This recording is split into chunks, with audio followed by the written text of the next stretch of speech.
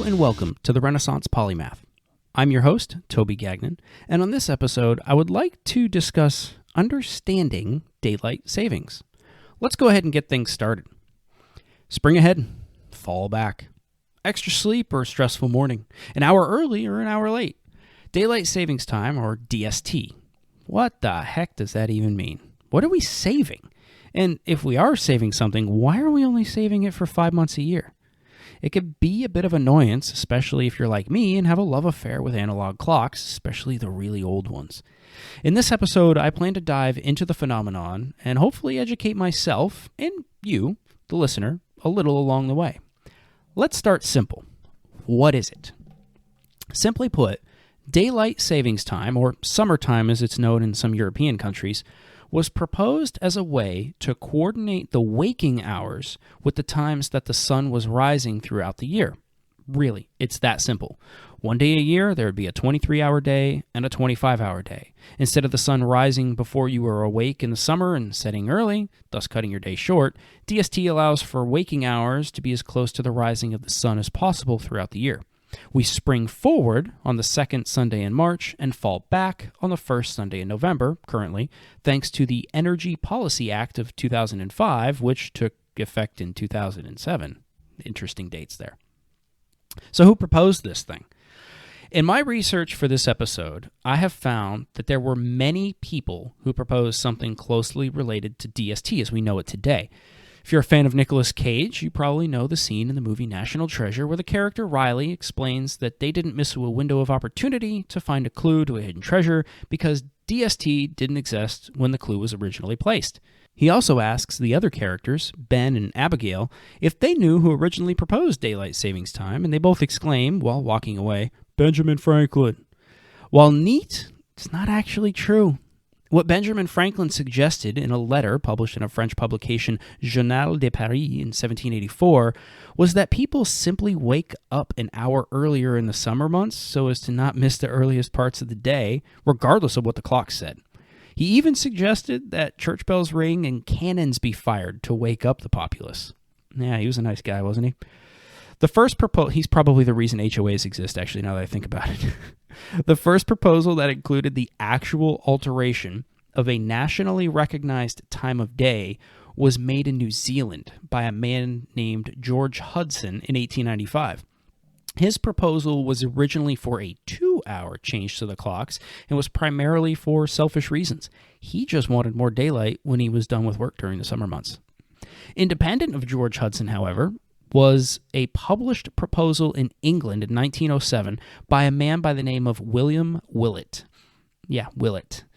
It was stated that, while out for a morning ride on his horse 2 years earlier in 1905, he was surprised how many Londoners slept through such a beautiful and large part of the day.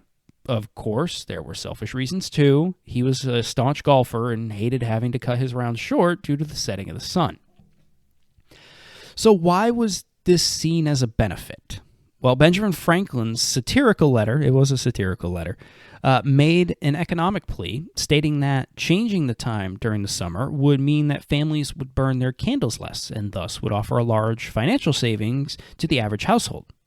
Now, of course, he also made suggestions that there should be additional taxes on things like window shutters and rationing candles.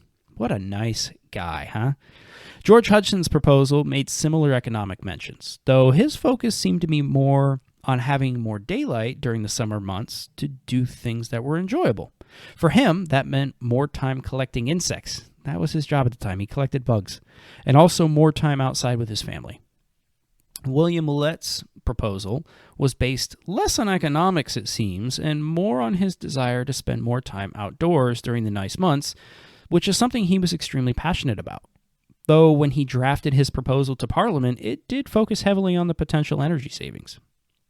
It's worth noting, however, that the energy savings as it relates to daylight savings time is still heavily disputed. Some claim that the savings are undeniable and great, while others claim that they are extremely small if they even exist at all, and are not worth the coordination and stress that changing the clocks brings biannually. Okay, so what countries follow this and when did it take effect?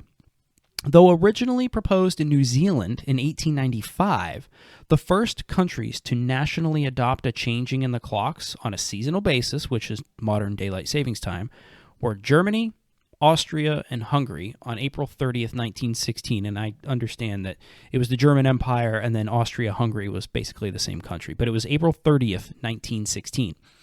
I say nationally adopt because there were other regional and provincial locations that made formal adoptions long before then. The first being Port Arthur, Ontario, Canada in 1908, which was followed by Orillia, Ontario in 1911.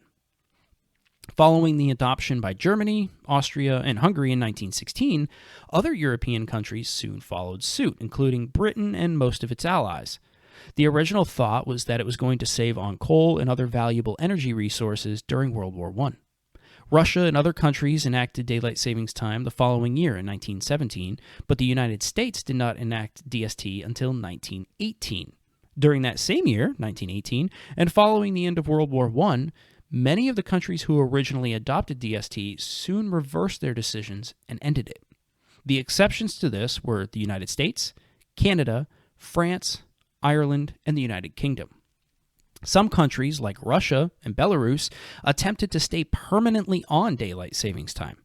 This did not last very long, however, as they and others now operate permanently on Standard Time, or ST. In fact, only a few countries still observe daylight savings time today, which is actually less than 40% of the world's countries, in fact. Including nearly all of Europe, a handful of Middle Eastern countries, 2 South American countries, the US, Greenland, and New Zealand. There are even others who have chosen to observe it provincially or regionally, including Canada and Australia. To make it even more confusing, the states of Hawaii and Arizona do not observe daylight savings time, though certain Native American parts of Arizona have chosen to.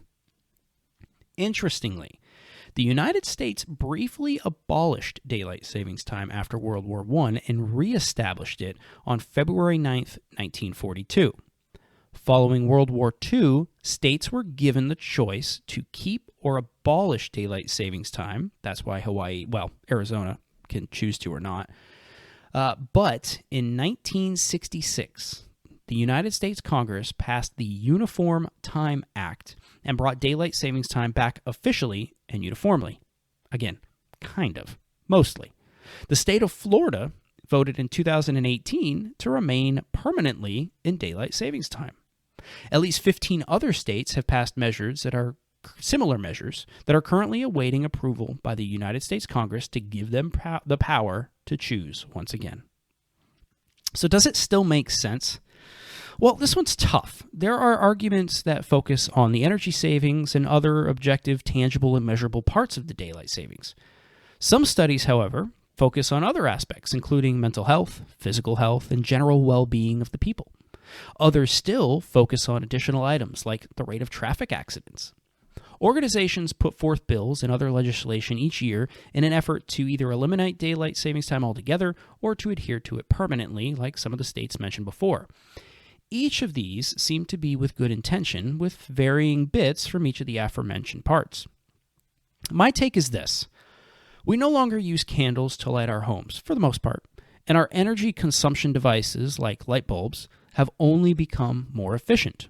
In addition to that, more people are utilizing renewable energy resources such as wind, solar, and geothermal, thus offering a supplement to the non-renewable resources like coal, oil, and natural gas. In addition, I do enjoy leaving work during the summer months knowing I have at least 3 hours of full daylight left to exercise, play, pursue hobbies, and spend time with loved ones outdoors. I wouldn't mind also not having to worry about moving all of my analog clocks anymore. However, choosing to eliminate or permanently adhere to daylight savings time also means that you will have downfalls. For instance, if you adhere to daylight savings time permanently, that means you'll be waking long before the sun each morning as you approach and come out of the winter solstice for the Northern Hemisphere. However, if you choose to eliminate daylight savings time, that means the sun will set each evening around 8 p.m. in the summer, and you'll likely miss a couple of hours of daylight each morning with the normal 9 to 5 work and sleep schedule. It's worth bringing attention to the second and third shift workers, however. Currently, they're always in the dark, and We are always in the day shift workers. If we stuck to one or the other, either elimination of or permanent adherence to daylight savings, they would be able to experience daylight for at least half the year. We cannot discount the power daylight has on our mental and physical health. It does give us vitamins and raise our mood. I guess the debate will continue on. It's kind of like reviewing the play in sports like football and hockey. The current call on the field or call on the ice is daylight savings time and standard time at different times of the year, and it will take irrefutable evidence to overturn that. For what it's worth, barring any dramatic political or climate shift, I don't see this happening in my lifetime. I'd be curious to hear your take, though. That about wraps up this episode, but I would encourage you to do your own continued research and education. I'll make sure to link to the things I discussed in this episode in the show notes. On the next episode, I'll be discussing Thanksgiving through the years. Very timely, I know. If you have any feedback, feel free to send me an email at podcast@therenpo.com. That's THERENPO.com. I would also appreciate it if you left a review wherever you podcast. That helps this show be discoverable to others and helps me understand where things can be improved. Don't forget to subscribe and auto-download new episodes so you don't miss any of the future topics. Thank you for listening, and I'll catch you on the next episode.